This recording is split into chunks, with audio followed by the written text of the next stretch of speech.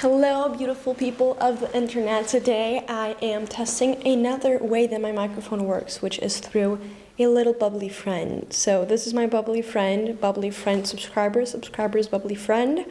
Let's see if the audio works best like this. Today we are here and I never film in this like sunset hour, so you usually don't see these shadows, and I could fix these shadows by just putting my softbox or my ring light here and turning the blinds off, but I kind of feel like this is aesthetic. Today we're here to talk about spring 2023 prediction. I have a mixture of like out of the box trends that I think are going to come and start the spring, and maybe they're not going to be like huge because people are still intimidated by them, but they're like coming up. And then I have other more like street style wearable trends. I used to not like trends videos, and then you guys started liking them a lot and I started making them because you liked them, and now I just get so excited because it allows me to explore a different part of fashion that I didn't before, and I don't know, I feel like I'm educating myself on something fun. Send this video to one friend that you think dresses really cool, because we're trying to reach 70,000 subscribers, and you gotta share the video. So I have my phone here just because I already screenshotted some photos of the trends so that I can comment them while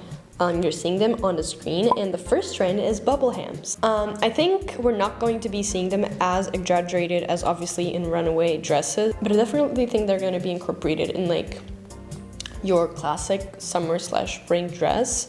And it's fun because it's actually something that I feel like hasn't been trending for a while, so it's refreshing. And even in this outfit with the black skirt, I think it's cool. Again, it's different. We're used to seeing skirts that flare to the outside. So a skirt that will flare into the inside, I think it has a lot of potential, and I think it changes the silhouette tremendously, like more than we would think of. With the whole maximalism wave and with the whole let's just look bulky and baggy, I think this is genius to be brought back, because we're already going for like the parachute pants that kind of have like that whole bubble hem look, sort of. Next trend is actually something I talked about in my last video, where I was like solving your fashion dilemmas and styling things. It's bomber jackets, and like I said in the video, there was such a huge phase of bomber jackets like, I don't know, 6 years ago. And something funny that I think is going to happen is with motorcycle jackets being like a staple non-trendy item for the past years, and now this year becoming a trendy item, a lot of people are getting like saturated of that look because it looks a lot like trendy and tacky in some of the models of the jackets. And so I think the cool staple, not super trendy, but like nice and cool model of denim jacket and biker jacket that we're going to be seeing is a bomber jacket, because the trendy motorcycle jacket that is trendy right now is like the cropped regular version. I'm really containing myself not to buy a leather bomber jacket because I have 3 leather jackets. There's no need to buy another one. But I'm excited to see, even like in silk materials, even lace bomber jackets.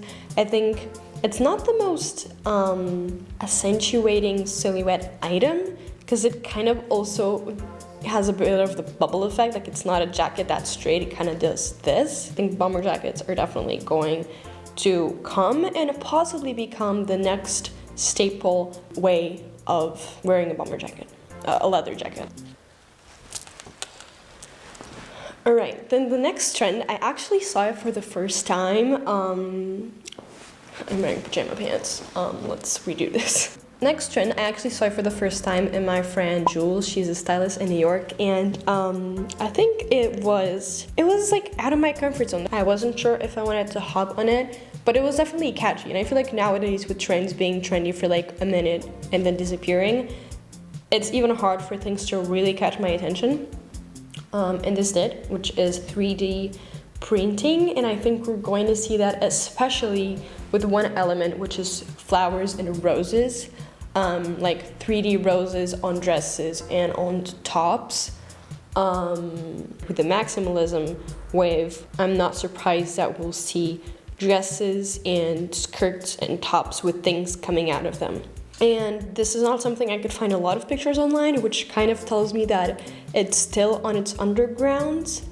But if you think about it, people could be super creative with it. Like, imagine those really creative bulky earrings that people DIY with like pieces of trash. Imagine like having clothes that have attachments, like kind of like earrings on the clothes. Next trend, I kind of don't love talking about it because it's kind of, it doesn't necessarily need to be a substitution for another trend that I love, but I feel like it's going to merge with another trend and possibly substitute it. I don't know. We have ballet core. Ballet core has been here for, I'd say, like 1 or 2 years now, but we're seeing something coming up. And I don't remember when I saw this for the first time or who I listened to say that this was a thing. I didn't even know there was a name for this, but mermaid core. And at this point, it's just ridiculous to be calling things core. With the ballet core, we saw something that hasn't been trending for a while, which is pastel colors come back. I feel like the really vivid greens and blues and reds were trendy for the past like 3 years, but pastels were really like not having their moment. And then with ballet core came in, especially like pastel pinks and yellows and maybe purples came back. And now with mermaid core, I think it's also I think it's really picking up of the ballet core. But for mermaid core, we're going to be seeing a lot of sequins, sparkly stuff. I think it ties really well with the fact that metallic is back, because sequins and all of those beads kind of go with a metallic vibe. Shells on jewelry, and it kind of really ties really well with the whole mesh and lace trend. I think mesh and lace are going to be here for a couple of years. I mean, they always are here because it's a sexy, fun element to play with, but it's been seen a lot more now. Mermaid core actually brings a lot of trends that are already trendy together. The sequins, the sparkly metallicness, the lace, the like flowy things. And something that isn't really mermaid core related but ties into the aesthetic is pastel silky parachute pants. I don't think parachute pants are going anywhere anytime soon. And so we saw a lot of gray and dark green colors in the fall and in the winter, and so I think in order to make it more fresh and summery and springery and fun, we're going to be seeing them in more light and happy colors. Another trend that has been here for a few years now, but that I think is going to come in another way, is headbands. But I'm not talking about the headbands that are like elasticy ones, almost sporty ones that we've been seeing a lot. I'm talking about these types of headbands that are fun, that were trendy when I was a kid, and that never became trendy since then. Like, some people wear it, but I think it's been like a classic thing that some people wear sometimes, but not something that actually a lot of people wear. I personally really like head accessories, so like hats, and even like the fur headbands was a start. So I think for spring, ditching like majority of like bucket hats and stuff and focusing on like a cute headband and an original one could be something really cool. And then something that I have no proof of, but it would make sense, is skinny shorts, like tight shorts. You know how skinny jeans are not trendy? I feel like skinny jeans haven't been trendy for like 5 or 6 years. And that is a long time. Like, in the era that we're in, where trends come and go, something being out of trend for 6 years is a long time. So it has to come back eventually. So maybe it will come now in the warmer season, and we will be seeing them as shorts. And so that would be strategic, because skinny and tight shorts weren't as out of trend as skinny jeans were. And so if we start seeing more of it now in the spring and summer, then we'll be more susceptible. We would be more predisposed to accepting skinny jeans once September, October, November comes in and we're looking for pants. So designers, if my math is mathing, let me know. Okay, the next thing is something that if you would have told me I was browsing on Vinted a year ago, I would think it was so tacky and corny and horrible, and it's lace shorts. I have like 20 pairs of lace shorts saved on my Vinted, and I'm definitely gonna pick one in a few weeks once the weather is a little bit warmer.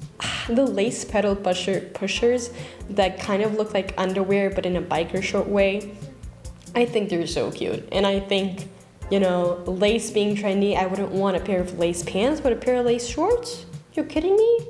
And I've had a lot of struggles, like in summer, finding shorts that I love. Like last summer in spring, I basically only wore pants because I just had like denim shorts, and I felt like that was boring, and I always have such funky pairs of pants. So I'm excited to like explore different types of shorts, and I think lace shorts, more transparent, less transparent, doesn't really matter, is going to be really popular. Now we're almost getting into the end, but I think with the spring coming here, we don't need more platform boots or loafers as much because it's not raining, it's not super cold.